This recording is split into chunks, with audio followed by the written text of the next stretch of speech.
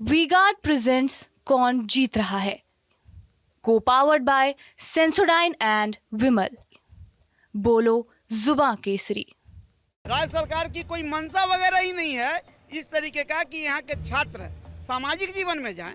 इस तरह के सरकार की मंशा नहीं है। वो लोग चाहते हैं कि हमारी जो पारिवारिक विरासत है वो चलती रहे, नए लोग नहीं बन पाए नेता। लालू प्रसाद यादव हो या रामविलास पासवान हो, सुशील कुमार मोदी हो, नीतीश कुमार, ये सारे लोग छात्र राजनीति से आए हुए लोग हैं। ये लोग सारे लोग छात्र राजनीति से आए, सारे समाजवादी हैं, लेकिन आगे आकर के सारे परिवारवादी बन गए और राजनीति का जो व्यवसायीकरण हुआ है, तो अब स्थिति ये लोग ऐसा बना दिए कि राजनीति में अब राजनीतिक कार्यकर्ता नहीं आएगा, नचनिया आएगा, बजनिया आएगा, गवैया आएगा, संदूक वाला आएगा, बंदूक वाला आएगा और राजनीति का मुद्दा गायब हो जाएगा। ये प्रयास किया जा रहा है कि छात्रों के बीच से कोई जन नेता न निकल जाए, कोई नया जयप्रकाश नारायण पैदा नहीं होने देना है।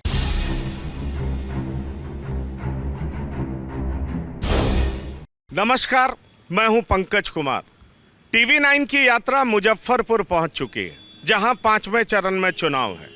मुजफ्फरपुर आने का मतलब होता है कि एक बार आप इस यूनिवर्सिटी में भी जरूर आइए, इस कॉलेज में भी जरूर आइए, जो कि 1913 में बना था। जी हाँ, ये कॉलेज बहुत चर्चित है और वजह यह है, मैं सामने का स्टैच्यू मूर्ति दिखाना चाहूँगा। इसको लंगट सिंह कॉलेज कहा जाता है।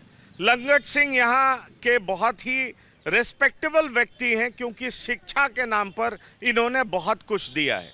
इस विश्वविद्यालय हो, चाहे आप कह लीजिए कि कॉलेज हो, इन सब चीज़ों के लिए इन्होंने बहुत सारी ज़मीनें, पैसे, बहुत कुछ दान किए हैं। इसलिए इनका सम्मान, इनका आदर यहाँ पर बहुत कुछ है। जहाँ तक एलएस कॉलेज का सवाल है, तो मैं आपको बता दूं कि जो चंपारण आंदोलन हुआ था, उसका मुख्य केंद्र यही रहा था। यहाँ पर रणनीतियाँ बनाई गई थी। गांधी जी यहीं से रणनीति बना करके चंपारण के लिए कूच किए थे, लेकिन उसकी चर्चा मैं बाद में करूंगा। वो कुआं भी आपको दिखाऊंगा जहाँ पर गांधी जी ने स्नान किया था, उसके बाद रणनीति बनाई थी और तब वो चंपारण के लिए कूच किए थे। लेकिन मैं आपको ये बताना चाहूँ कि यहाँ पर महान शख्सियत ने पढ़ाया भी है और पढ़ाई भी की है। देश के पहले राष्ट्रपति डॉक्टर राजेंद्र प्रसाद यहाँ पढ़ा चुके हैं। जेबी कृपलानी यहाँ प्रोफेसर रह चुके हैं। रामधारी सिंह दिनकर का पुराना रिश्ता रहा है, इसलिए ठीक इसके पीछे रामधारी सिंह दिनकर पार्क भी है। रामधारी सिंह दिनकर आप जानते हैं, राष्ट्रीय कवि, जिनको लेकर के जिनकी कई सारी रचनाएं बहुत चर्चित है। रश्मि रथी उनमें से एक है। तो आप पीछे देख सकते हैं कि रामधारी सिंह दिनकर पार्क भी है। हमारे साथ यहाँ के छात्र और पूर्व छात्र सभी इकट्ठा हैं। हम चुनावी यात्रा में यहाँ पर पहुँचे हैं, चूँकि छात्र हैं, पूर्व छात्र भी हैं, सामाजिक कार्यकर्ता भी हैं, तो निश्चित तौर पर ये सब लोग यहाँ पर इकट्ठा हैं। तो हम इनसे आज बात करेंगे, इनसे समझने की कोशिश करेंगे कि चुनावी मौसम में यहाँ का माहौल क्या है, मिजाज क्या है, छात्र क्या सोचते हैं, सामाजिक कार्यकर्ता क्या सोचते हैं और यहाँ का चुनावी मौसम किस तरीके से जा रहा है, ये समझना बहुत जरूरी है। तो आपका नाम क्या हुआ? सम्राट। सम्राट, आप राजनीतिक कार्यकर्ता हैं, सामाजिक कार्यकर्ता? सामाजिक कार्यकर्ता हैं। अच्छा, आप यहाँ के पूर्व छात्र हैं? जी बिल्कुल, मैं यहाँ का पूर्व छात्र हूँ।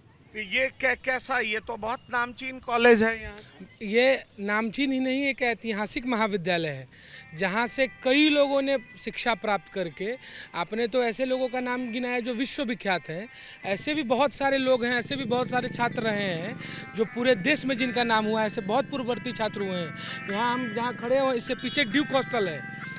ड्यूक हॉस्टल जो है, वहाँ के भी बहुत सारे ऐसे छात्र हैं जिन्होंने शिक्षा यहाँ से प्राप्त करके पूरे देश में अपने नाम को बताने का काम किया है, अपना नाम कमाया है, लोगों के लिए काम किया। ऐसे बहुत छात्र ऐसे हुए हैं। ये विख्यात है, इसकी वजह क्या है? कई सारे नाम तो मुझे पता है, लेकिन आप थोड़ा सा बताएं कि आप यहाँ के पूर्व छात्र हैं, लेकिन आप इससे जुड़े हुए रहते हैं, खासियत क्या है यहाँ? देखिए, खासियत ये है और विख्यात होने के पीछे रीज़न ये है कि जब आज़ादी की लड़ाई चल रही थी, तो ये तिरहुत जोन का ये सबसे बड़ा केंद्र था, मुजफ्फरपुर। तो यहीं पर सारे सामाजिक कार्यकर्ताओं का, सारे आंदोलनकारियों का, स्वतंत्रता संग्राम में जो लोग भाग ले रहे थे, उनका ये केंद्र हुआ करता था। और जिनका पीछे स्टैचू लगा हुआ है, ये छोटे मोटे शख्सियत नहीं है। जब बनारस हिंदू विश्वविद्यालय बन रहा था तो उसमें सबसे प्रमुख भूमिका में इनकी है और सबसे ज़्यादा जो चंदा होता है इन्होंने दिया। और वही नहीं, अलीगढ़ मुस्लिम यूनिवर्सिटी में भी दिया और वहीं से इनको प्रेरणा मिला कि जिस प्रकार से बनारस हिंदू विश्वविद्यालय बन रहा है वैसा ही विश्वविद्यालय हम अपने शहर मुजफ्फरपुर में बनाएंगे। और वो सपना लेकर के मुजफ्फरपुर में आए। इनको बहुत कठिनाई हुई यहाँ पर कॉलेज बनाने में, बहुत कठिनाई हुई, लेकिन इनके पुत्र ने उस सपना को साकार किया और ये कॉलेज इतना बड़ा बना करके दिया। और आप समझिए कि उस वक्त पढ़ने के लिए कहीं कॉलेज, कहीं स्कूल का कोई नाम और निशान नहीं हुआ करता था। उस वक्त इतना बड़ा भवन और इतने सारे संसाधनों से युक्त ये कॉलेज का निर्माण करवाया गया, इसलिए ये समझिए कि केंद्र है, ये केंद्र है। और यहाँ पर जो है देश के बड़े अभी आपने जिक्र किया कि राजेंद्र बाबू, आचार्य कृपलानी, और समझिए कि इस कैंपस से ने इस देश को सैकड़ों आईएएस आईपीएस अधिकारी, पदाधिकारी, नेता सब दिया है। तो इसलिए ये बहुत ही ज़्यादा विख्यात है। और निश्चित तौर पर जब लोग मुजफ्फरपुर आते हैं तो एलएस कॉलेज आना भूलते नहीं हैं। राजनीति में भी यहाँ के संगठन का मुख्य प्रभाव है, मतलब लोग हिस्सेदारी लेते हैं, या अब स्टूडेंट इलेक्शन नहीं होने की वजह से राजनीति से विमुख होने लगे? नहीं, पिछले 2019 में यहाँ चुनाव हुआ था 35 साल बाद स्टूडेंट का, उसके बाद एक नहीं हुआ। उसके बाद चुनाव हम लोगों ने एक बार निरंतर प्रयास करते हैं कि चुनाव हो, नहीं हो पाता है यहाँ। अच्छा, चुनाव नहीं हो पाता है, इसकी वजह क्या है? देखिए, यहाँ क्या है कि थोड़ा मैं और पीछे चलता हूँ। अभी आप लंगट बाबू की बात और इस कॉलेज की चर्चा कर रहे थे। ये जो कॉलेज है ये कला, संस्कृति, राजनीति के अलावे विज्ञान का बहुत बड़ा केंद्र रहा है। आपको ये जानकर आश्चर्य होगा कि इस देश में सबसे पहले तारामंडल की स्थापना यहीं हुई थी। खगोल विज्ञान के क्षेत्र में इसका बड़ा योगदान रहा है। मतलब कुछ तो ऐसी रहस्यमय चीज़ें इसके भीतर है जिसका अभी तक कोई पता नहीं चल पा रहा है कि उसके भीतर क्या है। इस तरीके की बातें हैं। दूसरी बात आपने कही कि राजनीति के बारे में, कि ये यहाँ के छात्र राजनीति के बारे में, तो इस छात्र राजनीति से पूर्व में यहाँ से लगभग जो कार्यकर्ता निकले हैं उसमें हम समझते हैं कि लगभग दर्जनों लोग एमपी हैं, एमएलए हैं, अलग अलग तरह की राजनीति कर रहे हैं। वर्तमान में छात्र राजनीति बहुत सफल यहाँ नहीं हो पा रही है। कारण है कि छात्र संघ का चुनाव बहुत दिनों के बाद हुआ और फिर एक बार चुनाव हुआ और इसके बाद चुनाव स्थगित हो गया। राज्य सरकार की कोई मंशा वगैरह ही नहीं है इस तरीके का कि यहाँ के छात्र सामाजिक जीवन में जाएं। इस तरह के सरकार की मंशा नहीं है। वो लोग चाहते हैं कि हमारी जो पारिवारिक विरासत है वो चलती रहे, नए लोग नहीं बन पाए नेता, इसी के लिए सरकार चुनाव नहीं कराती है। तो रेगुलर चुनाव हो तो जो लोग राजनीतिक रूप से आगे बढ़ना चाहते हैं वो बढ़ें, लेकिन सरकार इस तरीके का मौका नहीं प्रदान करना चाहती है क्योंकि उनके पारिवारिक विरासत को कहीं ना कहीं से आँच ना आ जाए, इसके लिए ये चुनाव नहीं कराया जाता है। नहीं, पर ये बताइए कि ये कॉलेज जितना विख्यात रहा है, ये कॉलेज इस बात के लिए भी कभी कुख्यात रहा है कि बड़े से बड़े दादा भी इसी यूनिवर्सिटी के विद्यार्थी रहे हैं, क्या ये सच बात है? देखिए, ये तो अपवाद होता ही है, ठीक है, ऐसा कुछ नहीं है। ये चूँकि ये मुजफ्फरपुर अगर आप आते हैं तो मुजफ्फरपुर में दो चीज़ों को आप दरकिनार नहीं कर सकते हैं। यहाँ की जो विरासत है, एक लीची और एक एलएस कॉलेज। ये मुजफ्फरपुर की जितना लीची में मिठास है, मुजफ्फरपुर की लीची में उतना ही मिठास यहाँ के यूनिवर्सिटी और यहाँ के इस धरती पे में कॉलेज में है। तो कुछ असमानताएं तो होती है, ठीक है, क्योंकि जहाँ कहीं पे राजनीति वर्चस्व होता है या फिर जातीय संघर्ष या जातीय उन्माद होता है, तो लोगों में जो राजनीति का जो उन्माद हुआ उस कारण से कुछ है, उस विरासत को भी इस धरती ने झेला है, इसे इनकार नहीं किया जा सकता है। लेकिन मूलतः जो इस धरती की पहचान है वह शिक्षा से जुड़ा पहचान है और शिक्षा ही इसकी विरासत है। आज भी मुजफ्फरपुर के जितने भी युवा हैं उनकी पहली प्राथमिकता होती है हमारा एलएस कॉलेज। क्या आप यहीं के स्टूडेंट हैं? जी नहीं, हम तो एलएस कॉलेज के नहीं हैं। हमारा डॉक्टर राम मनोहर लोहिया स्मारक कॉलेज से हमारा पढ़ाई हुआ है। लेकिन मुजफ्फरपुर में एलएस कॉलेज लंगट बाबू का जो योगदान रहा है और एक इतिहासकारी संपत्ति जो उन्होंने मुजफ्फरपुर शहर को दिया है, इसको भुलाया नहीं जा सकता है। हम भी बराबर आना जाना रहता है एलएस कॉलेज में। यहाँ के बहुत सारे छात्र हैं, बहुत सारे शिक्षक हैं जिनसे हमारा लगाव है, तो उस माध्यम से हमारा आना जाना रहता है। लेकिन व्यक्तिगत इस कॉलेज से हमारा कोई लेना देना। तो यहाँ पर क्या स्टूडेंट यूनियन सक्रिय नहीं है क्या? वो राजनीति में हिस्सा नहीं लेता है? नहीं, बिल्कुल राजनीति में हिस्सा ले रहा है। और 32 सालों के बाद जब चुनाव हुए तो अभूतपूर्व चुनाव हुआ था, छात्रों में एक अलग तरीके का उत्साह था। लेकिन उसके बाद फिर 3 साल 4 साल हो गए हैं चुनाव को लेकर, कहीं कोई कितनी बार जितने भी छात्र के नेता हैं और जितने भी छात्रों का संगठन है जो छात्रों के लिए संघर्ष करता है, उन सब लोगों ने भरसक प्रयास किया। पटना गए, राजभवन से मिले, राज्यपाल से मिले राजभवन में, उसके बाद मुख्यमंत्री से भी मिलने की कोशिश की, शिक्षा मंत्री से भी मिले। लेकिन चुनाव होते होते चुनाव की अधिसूचना जारी हुई, फिर चुनाव ये हो गया। तो जब तक चुनाव नहीं होगा, चुनाव एक लोकतांत्रिक प्रक्रिया है। आप देश के किसी कोने में चले जाइए, पटना यूनिवर्सिटी हो चाहे किसी यूनिवर्सिटी हो, चुनाव होते रहता है तो छात्रों का नेतृत्व करता कोई होता है। और छात्रों का नेतृत्व करता होता है तो किसी प्रकार की अगर गड़बड़ी होती है किसी भी विश्वविद्यालय में, तो उस मुद्दों को उठाने में आसानी होती है और वो जल्दी सॉल्व कर दिए जाते हैं यूनिवर्सिटी में। लेकिन ना कोई यहाँ छात्र का नेता है, ना कोई यूनिवर्सिटी में किसी को पनपने दिया जा रहा है, किसी नेता को आगे बढ़ने दिया जा रहा है। तो ये इसी का कारण है कि 3-3 साल का जो कोर्स है वो 5-5 साल 6-6 साल में हो रहा है। ये नहीं, मैं इस मुद्दे पर आऊंगा, लेकिन मैं आपसे एक चीज पूछना चाहूंगा कि छात्र राजनीति का अहम हिस्सा हुआ करती थी, वो देश की राजनीति को प्रभावित करती थी। क्या अब आपको ऐसा लग रहा है कि छात्र राजनीति खास तौर पर बिहार में अब वो उतना एक्टिव नहीं रह गया और इस वजह से छात्र राजनीति से नेता पनप नहीं रहे? देखिए, अभी आप बिहार का जो 30 वर्षों का आप ट्रैक रिकॉर्ड निकालेंगे तो लालू प्रसाद यादव हो या रामविलास पासवान हो, सुशील कुमार मोदी हो, नीतीश कुमार, ये सारे लोग छात्र राजनीति से आए हुए लोग हैं। मेरी बात को आप गहनता से समझिएगा।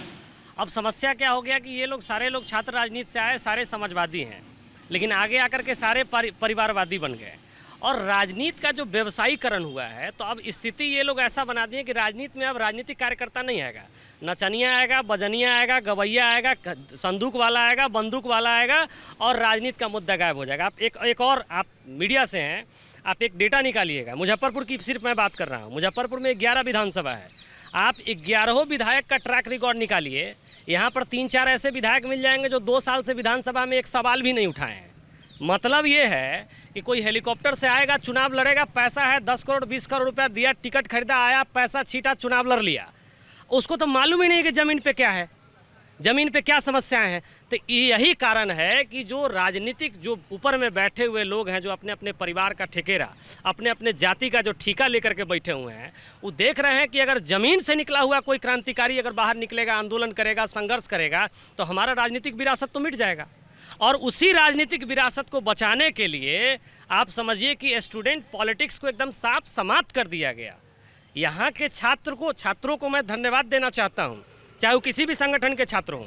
वो सारे लोग यहाँ के वीसी के साथ साथ राजभवन तक कम प्रयास नहीं किया है।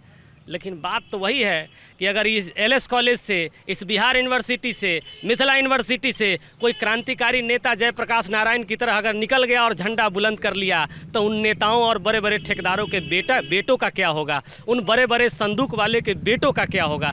यही डर है जो बार बार स्टूडेंट पॉलिटिक्स को दबाया जा रहा है बिहार में। नहीं, पर ये बताइए कि पहले पॉलिटिक्स में लोग छात्र संगठन से मदद मांगने आते थे या छात्रों का एक विचार होता था, किसी न किसी धारा से जुड़ा होता था। क्या अब छात्र विचारहीनता की तरफ बढ़ने लगे हैं या उनका रुझान सिर्फ जातिगत पॉलिटिक्स में रह गया है? मैं बिहार की बात कर रहा हूँ, मुजफ्फरपुर की बात कर रहा हूँ, क्योंकि मुझे याद आता है 80-90 के दशक तक भी जितने भी नेता चुनाव लड़ते थे वो एक बार यूनिवर्सिटी जरूर आते थे, यहाँ लोगों से मदद लेते थे, यहाँ छात्रों से मदद लेते थे, यूनियन से मदद लेते थे। लेकिन अब क्या ऐसा हो नहीं पा रहा है क्या? क्योंकि छात्र संगठन एक्टिव नहीं है या विचारहीन हो चुका है या प्रशासनिक तौर पर इसे बिल्कुल कुचल दिया गया है ताकि ये पनप ना सके और छात्र शक्ति का महत्व बिल्कुल खत्म हो? जी नहीं, छात्र शक्ति का ना महत्व खत्म हुआ है, ना हमारे छात्र विचारहीनता के शिकार हैं। हमारे छात्र बहुत सक्रिय हैं, उनका विचार बड़ा प्रबल है। परेशानी ये है कि उनको कुचलने का प्रयास निश्चित रूप से किया जा रहा है। ये प्रयास किया जा रहा है कि छात्रों के बीच से कोई जन नेता न निकल जाए, कोई नया जयप्रकाश नारायण पैदा नहीं होने देना है, कोई नया ऐसा नहीं पैदा होने देना है जिनसे उनकी विरासत को खतरा पहुंच जाए। वो जो बंदूक वाले संदूक वाले लोग हैं, वो अपने विरासत को बचाने के लिए हमारे छात्रों के बीच जो इनके पास प्रतिभा है, संघर्ष की क्षमता है, विचारों से भरे हुए हैं, इनको दबाने कुचलने का पूरा प्रयास सभी दल के द्वारा, किसी एक दल की बात नहीं है, क्योंकि सब के सब लोग परिवारवाद से ग्रस्त हैं, सब के सब लोग ऊपर से नीचे तक भ्रष्ट हैं, जो सब लोग जानते हैं। तो उनको डर है कि कहीं कोई ईमानदार आदमी सामने आ गया तो हमको नंगा कर देगा लोगों के बीच। इसी डर। बताइए, इस चुनाव में जो लोकसभा के प्रत्याशी हैं, क्या वो हॉस्टल आते हैं, क्या विश्वविद्यालय आते हैं, छात्र संगठन से मदद मांगते हैं? क्या इस तरह की राजनीति अब खत्म होने लगी है? क्योंकि ये विश्वविद्यालय अगर एक से एक अच्छा छात्र दिया है तो ये विश्वविद्यालय पहले एक से एक नेता भी दिया है। नेता इसकी शरण में भी आते रहे, ये मैं भी जानता हूँ। लेकिन अब मैं देखता हूँ, मैं पटना यूनिवर्सिटी भी घूम रहा था, जहाँ से नीतीश कुमार, लालू प्रसाद यादव, तमाम बड़े लोग पढ़े हैं। मैं कल मिथिला यूनिवर्सिटी में भी था, वहाँ से विजय चौधरी जैसे लोग भी पढ़े हैं। लेकिन अब वहाँ के स्टूडेंट आरोप लगा रहे थे कि जितने भी पढ़े हुए लोग हैं उनका कोई खास मतलब है नहीं। सवाल ये उठता है कि जब छात्र संगठन कमज़ोर होता है तो उनकी विचारधारा भी कमज़ोर होती है, और उनकी विचारधारा कमज़ोर होती है तो राजनीति में उनकी पकड़ भी ढीली होती है, और राजनीति में उनकी पकड़ ढीली होती है तो नेता फिर उनसे संपर्क भी नहीं करते। देखिए, बिल्कुल सही कहा है आपने। 90 के दशक के बाद जो बिहार में एक राजनीतिक दौर आया, ठीक है, उस 90 के दशक के बाद बिहार के राजनीति में परिवारवाद हावी हो गया, बिहार के राजनीति का अपराधीकरण हो गया, बंदूक वाले और संदूक वाले की पूछ ज़्यादा होने लगी यहाँ पे। जो जितना बड़ा अपराधी उसका उतना बड़ा कद और वो उतना बड़ा नेता। छात्र राजनीति को बड़े ही साजिश के तहत, हमारे छात्र कोई भी प्रतिभा से कमी नहीं है, लेकिन इनको साजिश के तहत इनके विचारों को, इनके संघर्षों को कुचलने का प्रयास किया गया, वो सभी दलों के द्वारा किया गया। अब आप यहाँ से देख लीजिए, जो छात्र संघ का चुनाव नहीं कराना एक साजिश है, क्योंकि यहाँ के छात्र जब निकलेंगे जन आंदोलन से, इनको राजनीतिक समझ हो जाएगी, और जो 90 के बाद जो अपराधीकरण हुआ उससे राजनीति का छाप छात्रों के बीच में गलत संदेश गया। ठीक है, पहले समाज सेवा कोई करने जाता था तो उसकी समाज में एक प्रतिष्ठा हुआ करती थी, देश में एक प्रतिष्ठा हुआ करती थी। लेकिन आज अगर कोई छात्र अपना कैरियर राजनीति में चुनता है तो सबसे पहले उसकी विरोधाभास उसके घर से होती है। कारण है कि राजनीति का अपराधीकरण हो चुका है, राजनीति का व्यवसायीकरण हो चुका है। मैंने पहले भी कहा, जितना बड़ा अपराधी, जितना बड़ा बंदूक वाला, जितना बड़ा संदूक वाला, उतना बड़ा वो नेता होता है। तो इनके आज के नौजवानों को कुचला जा रहा है साजिशन, कि यहाँ से प्रतिभा निकले नहीं। आज अगर यहाँ से प्रतिभा निकल जाएगा, तो आपने जिक्र भी किया जो मुजफ्फरपुर के जो उम्मीदवार हैं वो यहाँ पे आए नहीं है। सबसे पहली बात, जो मुजफ्फरपुर के जो उम्मीदवार है वो आयाती उम्मीदवार हैं, वो पैराशूटेड हैं। ठीक है, आप सब मतलब यहाँ जो भाजपा से जो उम्मीदवार आया हुए राजभूषण निषाद, उनको मुजफ्फरपुर की भौगोलिक स्थिति ही नहीं पता है। शायद उनको यहाँ कितना स्कूल है, कितना यूनिवर्सिटी है, कितना कॉलेज है, ये भी नहीं पता है। तो मुजफ्फरपुर के इस एलएस कॉलेज के प्रांगण में हमको नहीं लगता है वो एक बार भी आए होंगे। एक इतने बड़े महापुरुष के प्रतिमा पे माल्यार्पण भी करने आएंगे, क्योंकि वो आयाती है। उनके पास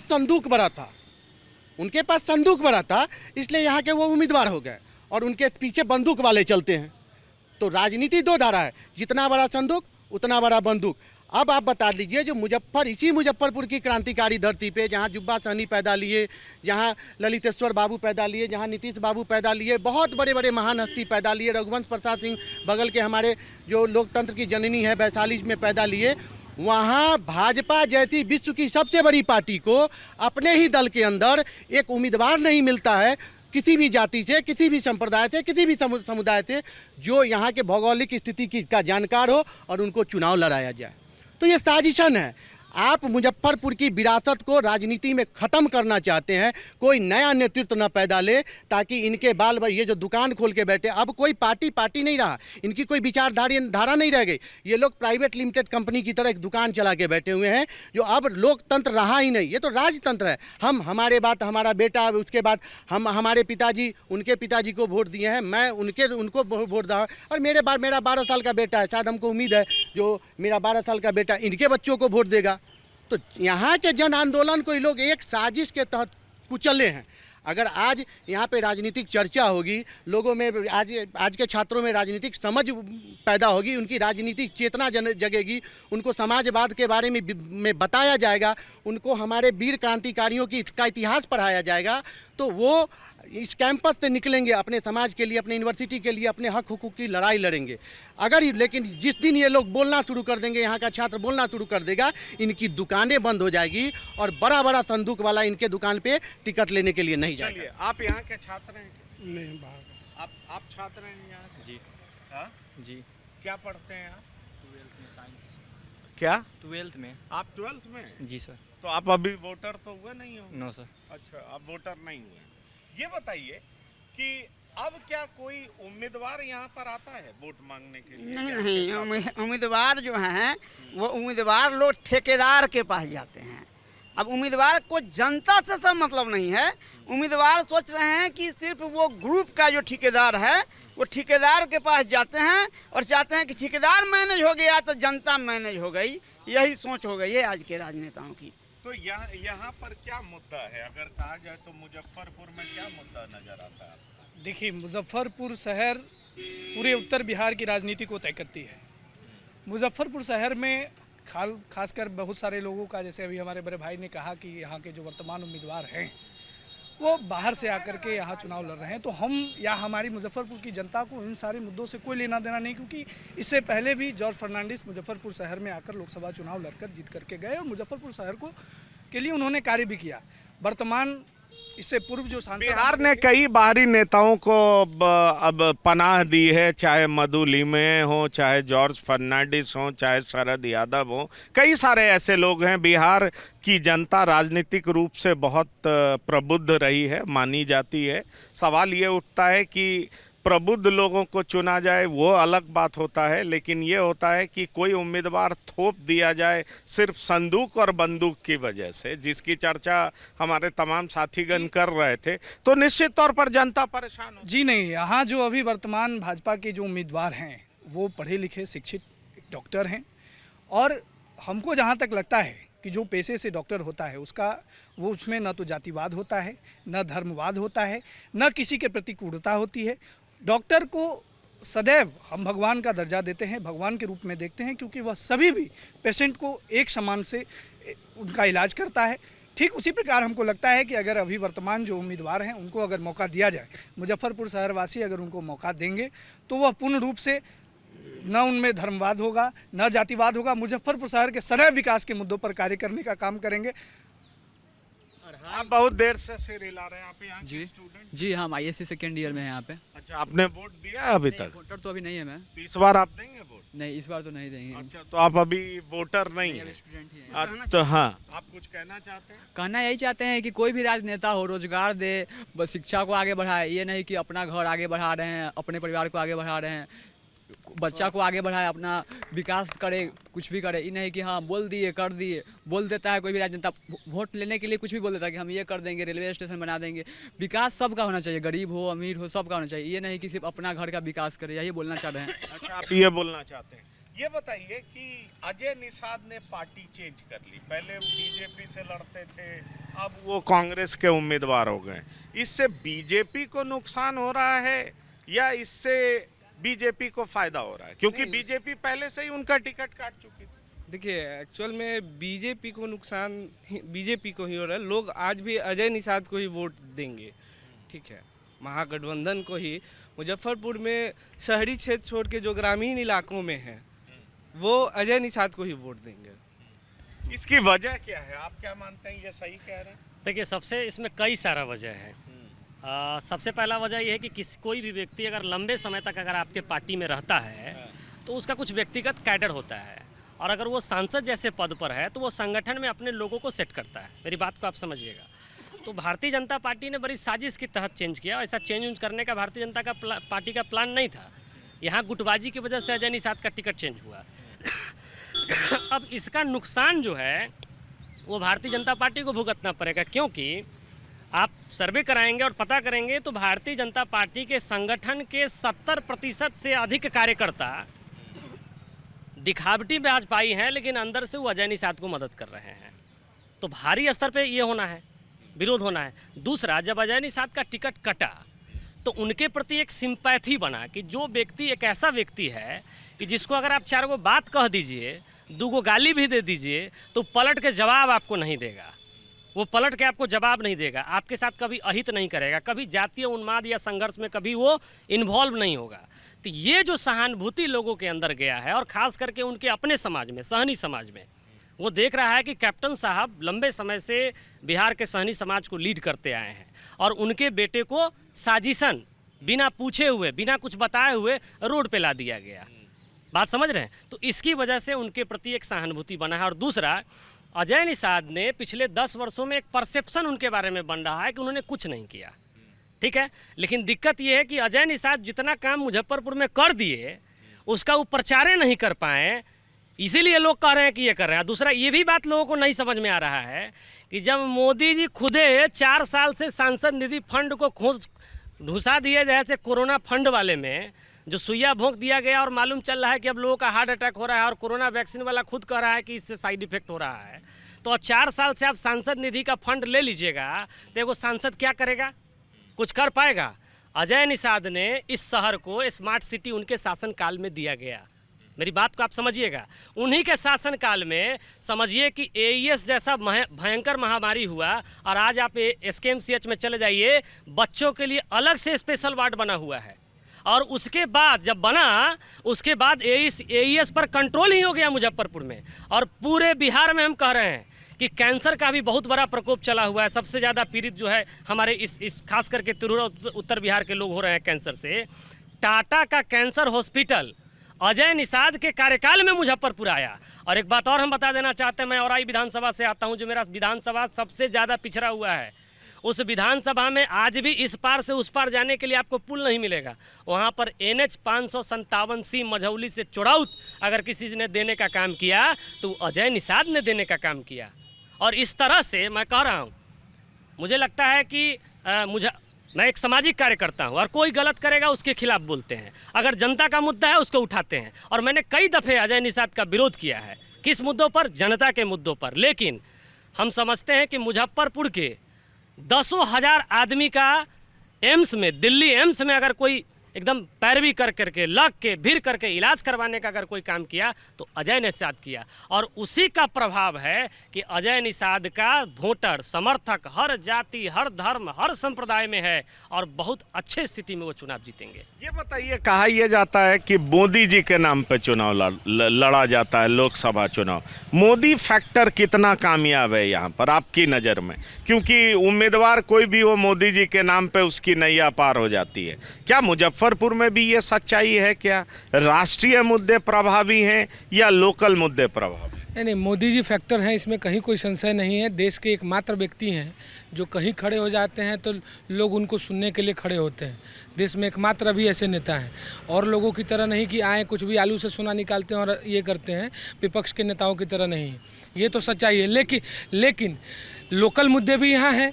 जैसे हमारे भाई अभी बता रहे थे कि अजय निषाद ने ऐसे किया, अजय निषाद ने ये किया। अजय निषाद सबसे पहले किसी भी समाज को जागरूक करने के लिए, समाज को ये करने के, आगे बढ़ाने के लिए शिक्षा की ज़रूरत होती है।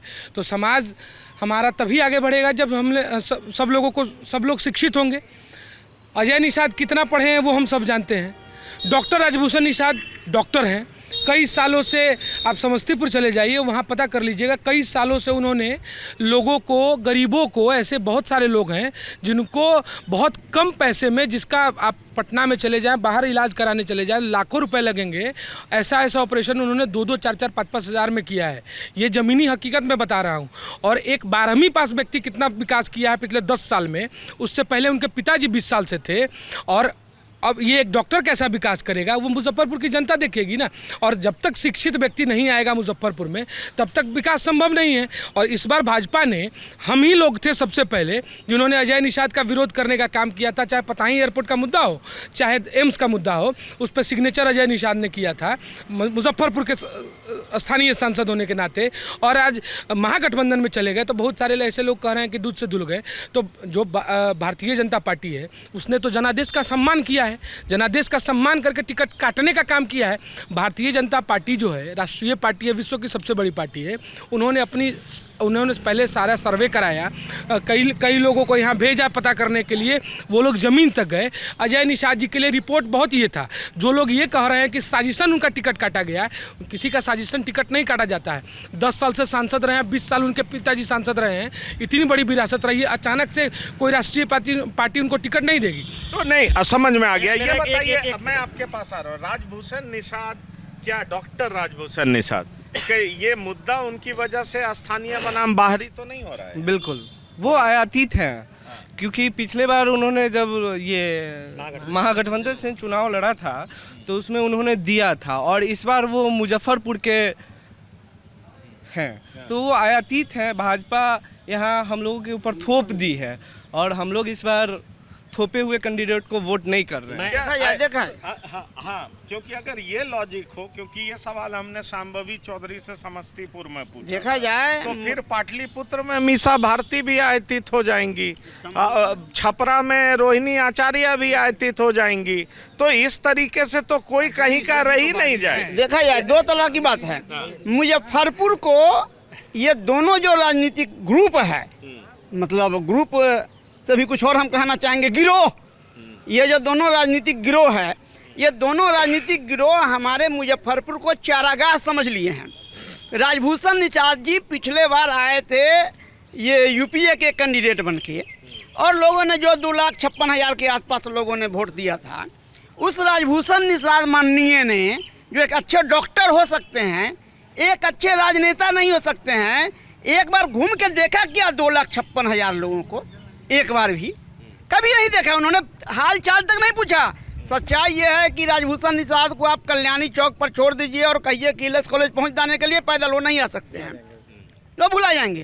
तो भाजपा ने थोपने का काम किया है। दूसरी बात है अजय निषाद के बारे में। अजय निषाद आज तक बीजेपी का झंडा ढो रहे थे, क्या लग गया राहुल गांधी को? क्या विशेषता आ गई कि अजय निषाद को टिकट दे दिया उन्होंने? क्योंकि बीजेपी छोड़ के आ रहे हैं। छोड़ के आए थे, बीजेपी ने उनका टिकट कर दिया था। राहुल गांधी की बपौती है मुजफ्फरपुर, क्या राहुल गांधी ने टिकट दे दिया खेड़ के ने? एक बार सर्वे किया, पूछा उसने किसी यूपीए के कार्यकर्ता से कि हम किसको टिकट दें? यहाँ से नाम गया था क्या कांग्रेस से अजय निषाद का? किस आधार पर टिकट देने का काम किया है?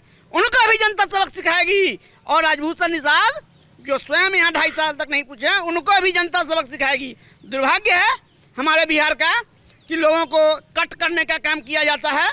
कन्हैया जी को बेगूसराय में कट करने का काम किया गया, पप्पू यादव को कट करने का काम किया गया। जहाँ मुजफ्फरपुर में बीजेपी कितने बड़े बड़े नेता थे, उनको कट करके वहाँ राजभूषण निषाद को देने का। तो ये जो कहना चाह रहे हैं आप, ये कौन यहाँ के जो मंत्री रहे, सुधीर शर्मा, क्या नाम है, सुरेश शर्मा, क्या सुरेश शर्मा भी एक्टिव इसलिए नहीं है क्योंकि उनका टिकट काट दिया गया? आपको लगता है बीजेपी के भीतर? देखिए, मैं सुरेश शर्मा हम लोगों के गार्जियन हैं, हमारे मार्गदर्शक हैं, और उनके दिशा निर्देश से मुजफ्फरपुर के शहर ही नहीं, ये 6 विधानसभा पे उनका एक असर, उनकी एक शब्द से ये 6 का 6 विधानसभा प्रभावित होता है। हमारे गार्जियन हैं आप। मैंने पहले ही कहा, आयातित और बड़ा संदूक। हमारे शर्मा जी मतलब जनसंघ काल से मंडल अध्यक्ष से बीजेपी की राजनीति को शुरू किया। आप बताइए, जो 70 सालों से जिन्होंने मैंने माना, जो कांग्रेस से जिन्होंने यहाँ पे लड़ाई लड़ी, जिन्होंने मतलब कांग्रेस से इस सीट को छीना और भाजपा को दिया, क्या आपने अपने कार्यकर्ता का सम्मान किया? मैं भाजपाइयों से पूछना चाहता हूँ। ये बात ठीक है। अब मैं बस बड़ा क्विक आंसर चाहूंगा क्योंकि बहुत समय हो गया, लंबा समय हो गया। आप में से कोई कुछ बोलना चाहता है? कुछ बोल रहे थे आप पीछे से। भैया, लोकतंत्र है, आप बोलना चाहें, आपका स्वागत है, ठीक है। हाँ, ये बताइए कि यहाँ मुद्दा क्या है? दोनों से दिक्कतें हैं, तो मुद्दा क्या है? कोई तीसरा विकल्प है? मैं बता रहा हूँ। अभी भाई साहब ने कहा कि एयरपोर्ट जो है वो जाके दरभंगा फेंक दिए।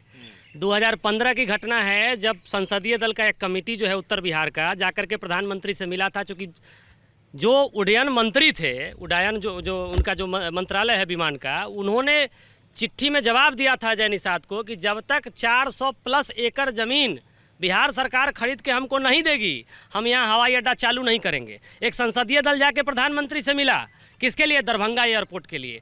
और 2019 के चुनावी भाषण में प्रधानमंत्री कहते हैं उसी पताही हवाई अड्डा में कि आप मुझे झोली भर के वोट दीजिए, अगली बार मैं अपने विमान से इसी हवाई अड्डे पर आऊँगा और मोतीपुर के चीनी मिल के चीनी से चाय पीऊँगा।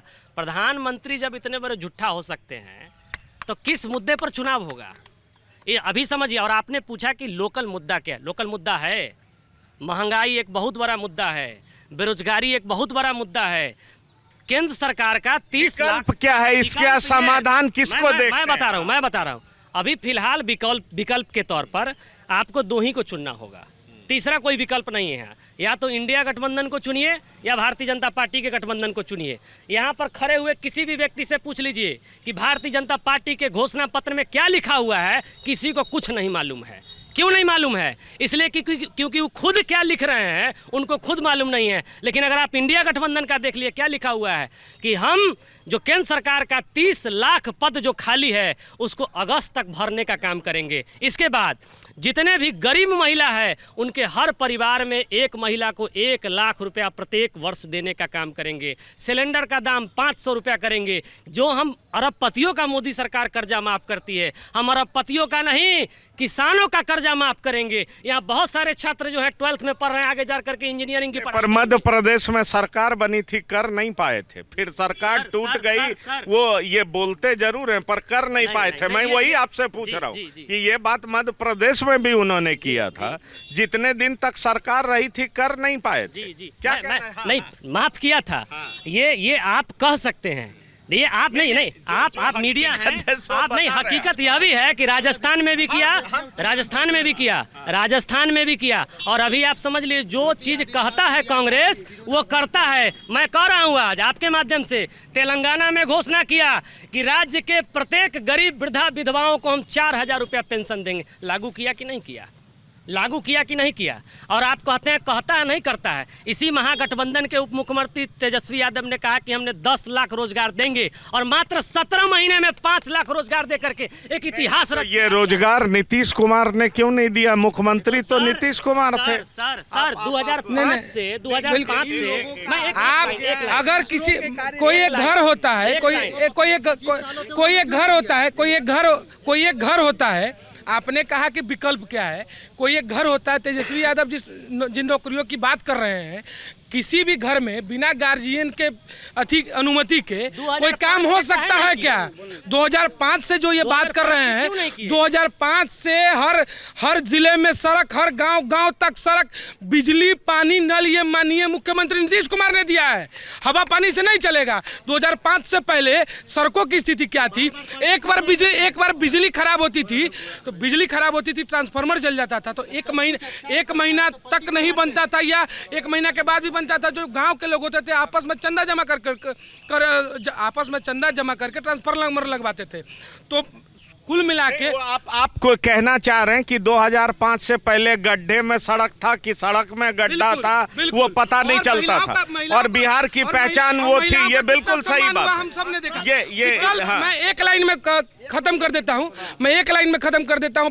विकल्प की जो बात आपने कही कि जो नेता बिहार में, देश में, मुजफ्फरपुर में छात्र हित, महिलाओं का सम्मान, युवाओं का रोजगार, सर्वधर्म सम्मान, सनातन धर्म का सम्मान, उसके हित की बात करेगा वही दिल्ली के गद्दी पर राज करेगा, दूसरा कोई नहीं करेगा। एक इनसे ले लूं आपके पास। सर हम बोलना चाहते कि प्रेम प्रकाश तिवारी। आप क्या करते हैं? अभी तो हम बीएड कर चुके हैं। अच्छा, बीपीएससी का तैयारी कर रहे हैं। स्टूडेंट ये स्टूडेंट। हाँ, बताइए। हम तो यही कहना चाहेंगे, देखिए हम लोग को किसी पार्टी से मतलब नहीं। जो अभी चर्चा चल रहा है, कोई किसी पार्टी का पक्ष में है, किसी पार्टी का, कोई भी हो, स्टूडेंट के पक्ष में बोले, उद्योग के पक्ष में बोले। बिहार में इतने स्टूडेंट कोढ़ी नहीं है, वो रोजगार दे, वो उद्योग लगाए, किसी से कुछ मांगने की जरूरत नहीं है हम लोग को। चाहे बीजेपी हो, चाहे वो आरजेडी हो, चाहे कांग्रेस हो। तो ये बताइए कि आप बतौर छात्र किसको उम्मीदों से देखते हैं जो रोजगार दे सकता है और उद्योग लगा सकता है? देखिए रोजगार तो एक मुद्दा है, लेकिन रोजगार भी साफ सुथरा आना चाहिए। 3 लाख 2 लाख देने से नहीं होती है। जो चिल्ला रहे हैं लूट लहरिया लूटाए राजा, वो वाला सिस्टम नहीं होना चाहिए। ऐसा रोजगार नहीं चाहिए ना कि रोजगार के बदले जमीन ले लिया। ऐसी रोजगार नहीं चाहिए कि किसी का हक मार दीजिए। हम सक्षम हैं, आप साफ सुथरा लाइए। हम 99% 100 में 99 नंबर पे ला के पास करवाए, 99 नंबर ला के पास करेगा और नौकरी लेगा, लेकिन जमीन नहीं लीजिए। आप समझिए यहाँ मुद्दा क्या है काम किया किसने? आपके पास आ रहा हूं। काम किसने किया? ये थी कौन ले रहा है उसका बेनिफिट? कौन ले रहा है? 17 महीने में दिए हैं। इसके पहले भी तो सरकार वो चलाए, कितना नौकरी दिए हैं? वो नौकरी तो दिए, अभी खुलासा हो रहा है, इसका भी खुलासा होगा कि 17 महीने में कितना लाख, 2.5, 3 लाख, 5 लाख जो भी नौकरी दिया गया है। ये नीतीश कुमार के सरकार में जब बीजेपी के साथ गठबंधन था, उसी समय ये विजय कुमार चौधरी एजुकेशन मिनिस्टर बना के रख दिया गया था कि इतना लाना है। ये जबरदस्ती लाया गया कि किसी भी तरह से लाए 2-3 महीने में। जैसे ऐसे वैकेंसी पूरा होता है, आप 1 महीना में कर लीजिए, ठीक है, 1 महीने में सब चीज़ हो जाता है। आप किस बेस पे हुआ है देखिए तो। हाँ नहीं, चलिए हो गया। आप क्या कहना चाह रहे थे? नहीं, हम कह रहे थे कि ठीक है आप जॉब दे रहे हैं, उसका ठीक है, अच्छा है, लेकिन अब इसका मतलब थोड़ी है कि अब आप जॉब दे रहे हैं और उसमें एक कंडीशन लगा दे रहे हैं, डोमिसाइल अदर स्टेट वाले को लेके आ रहे हैं, आप ये समझ रहे हैं कि आपके स्टेट के बच्चे काबिल ही नहीं है। इस सबसे बड़ा धांधली हुआ है इस चीज़ में कि अदर स्टेट वाले को इतना लेके आए हैं और अपने स्टेट के खासकर जनरल वाले को एकदम डाउन कर दिया कि जाओ भाई तुम अब अपना जमीन बेचो। आपका कहना है कि रोजगार यहीं के लोगों को मिलना चाहिए। बिल्कुल जी हाँ। आप भी कुछ नहीं, रोजगार यहीं के बिहार के लोगों को, बिहार के नौकरी बिहार के। लेकिन अगर बेस्ट टैलेंट बाहर का हो और यहाँ बच्चे को पढ़ाने आए, अच्छे लोग पढ़ाने आए, तो बुराई क्या है? तो अभी तो वो भाई जी बोले ना कि 99 नंबर वाले जो नंबर लाए उसको नौकरी दीजिए। नहीं, तो बिहार में ऐसे लोग नहीं हैं, बिहार में भी ऐसे लोग हैं। अभी जैसे प्रोफेसर मान लीजिए जेएनयू में कहीं के प्रोफेसर होते हैं, तो एलएस कॉलेज में, बिहार यूनिवर्सिटी में, मिथिला यूनिवर्सिटी में कहीं के प्रोफेसर क्यों ना हो, कहीं के टीचर क्यों ना हो? इतना आप लोकलाइज क्यों करना चाहते हैं? बेस्ट टैलेंट पढ़ाए तभी तो अच्छे छात्र निकलेंगे। इस बात से आप सहमत हैं? बिल्कुल, मैं इस बात से सहमत हूँ। और मैं जहाँ तक उद्योग की बात हुई, मैं बताना चाहूँ, मैं उस गांव से आता हूँ। यहाँ आप कभी कैमरा लेकर के मेरे साथ चले, 10 मिनट का समय हो तो मैं बेला से आता हूँ। और जिस तरीके से मुजफ्फरपुर में एलएस कॉलेज, मैंने कहा लीची की मिठास, और एलएस कॉलेज का एक इतिहास, जिस तरीके से मुजफ्फरपुर में, उसी तरीके से नॉर्थ बिहार का एक इतिहास बेला से जुड़ा हुआ। और उसकी दर्द मैं जानता हूँ, क्योंकि जब मुजफ्फरपुर में बेला के अंदर में उद्योगों का जाल लगाने के लिए जब ज़मीन देने की बात हुई, तो हमारे समाज के लोगों ने, हमारे गांव के लोगों ने बढ़ चढ़ के हिस्सा लिया और हम लोगों ने अपना इंच ज़मीन दे दिया। मैं 1 मिनट आपका समय लूँगा। हम लोगों ने अपना इंच समय दे दिया, यहाँ तक कि अपने जहाँ मेरा घर था वो घर भी मेरा एक्वायर कर लिया गया। आज वहाँ की स्थिति ये है जो आज विगत 40 सालों से मैं पूछना चाहता हूँ, बड़ी बड़ी दावा मोदी जी आकर के यहाँ करके जाते हैं, लेकिन बगल में बेला के लिए कितना उद्योग का जाल लगाए हैं। आज अगर वहाँ पे सिर्फ बेला पे ध्यान दे दिया जाए, अगर मोदी जी दे देते, यहाँ के एमपी दे देते, यहाँ के एमएलए दे देते, यहाँ के सांसद दे देते, नीतीश जी दे देते, तो बेला मुजफ्फरपुर की ही नहीं, आधे बिहार की बेरोजगारी को समाप्त करने की कैपेसिटी रखता है। आज हम लोग सड़क पे देन है तो वो नीतीश जी का देन है। हम लोग सड़क पे हैं तो नीतीश जी का दिन है। और ये बात करते हैं रोजगार का। चलिए एक अंतिम सवाल मैं पूछना चाहूंगा, शराबबंदी कितना बड़ा मुद्दा? नहीं, शराबबंदी कोई मुद्दा नहीं है। यहाँ ओपन में होम डिलीवरी सिस्टम है सर, हर घर में शराब मिलता है। एक बहुत महत्वपूर्ण बात, आपने कहा कि विकल्प क्या है। विकल्प आपके हाथ में है, आप मीडिया के हाथ में है। बड़ा आश्चर्यजनक लग रहा होगा आपको, शायद आप इसको चलाएं भी नहीं भी चलाएं। नहीं, बिल्कुल जी, आपके हाथ में, और आपके हाथ में विकल्प है। देखिए, लखीसराय में एक पीयूष प्रियदर्शी खड़ा है मुंगेर लोकसभा से, वो वहाँ का सामाजिक कार्यकर्ता है, दिन रात समाज सेवा में लगा हुआ है, और उसको मीडिया नहीं प्रमोट कर रही है। किरण प्रभाकर काराकाट से खड़ी है, सामाजिक कार्यकर्ता, बहुत मेहनत करती रही है, मीडिया उसको प्रमोट नहीं कर रही है। आपसे आग्रह है मीडिया के बंधु से हाथ जोड़कर कि आप ऐसे लोगों को थोड़ा प्रमोट कीजिए, उनके काम को समाज के सामने लाइए, हमारे पास विकल्प नजर आएगा, निकल के आएगा। आपने बताया तो हम जरूर उनके पास जाएंगे, ये हम आपको भरोसा दिलाते हैं। हम अभी मुंगेर से तो आ चुके हैं, लेकिन हम उनके पास जाएंगे। पर सवाल ये भी उठता है कि कई लोग सोशल मीडिया के सहारे वो अपना नाम का प्रचार प्रसार करते हैं और चाहते हैं सीधा एमपी बन जाए। आप अच्छे स्टूडेंट हो सकते हैं पर अच्छे राजनीतिक कार्यकर्ता नहीं हो सकते, सामाजिक कार्यकर्ता नहीं हो सकते।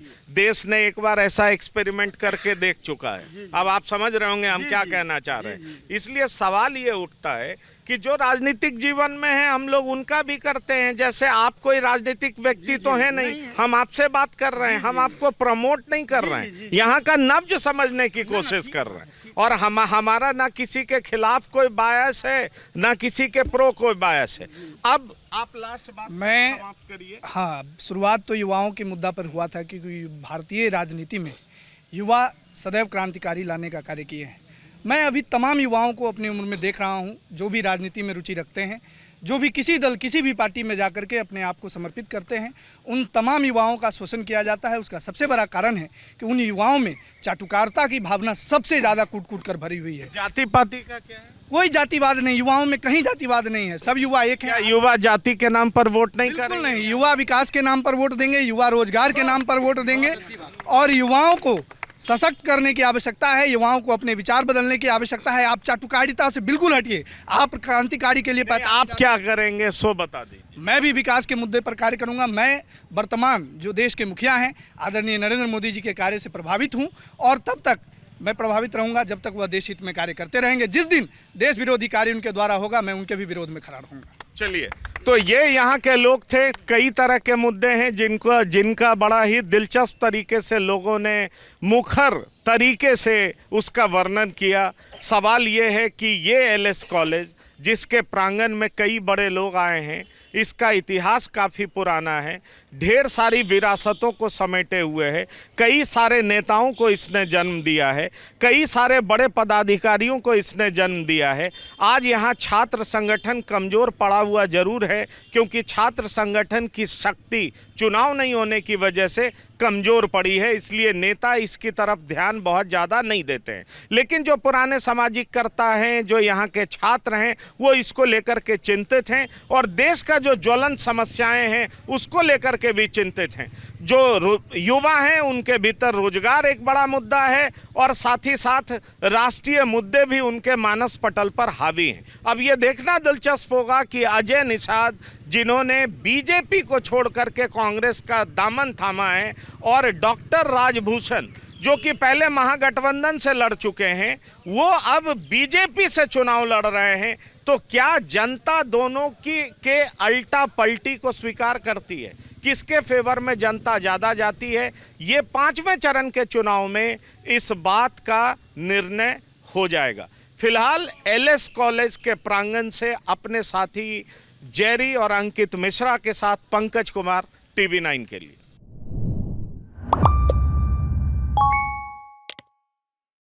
वी-गार्ड प्रेजेंट्स कौन जीत रहा है, को powered by Sensodyne and Vimal.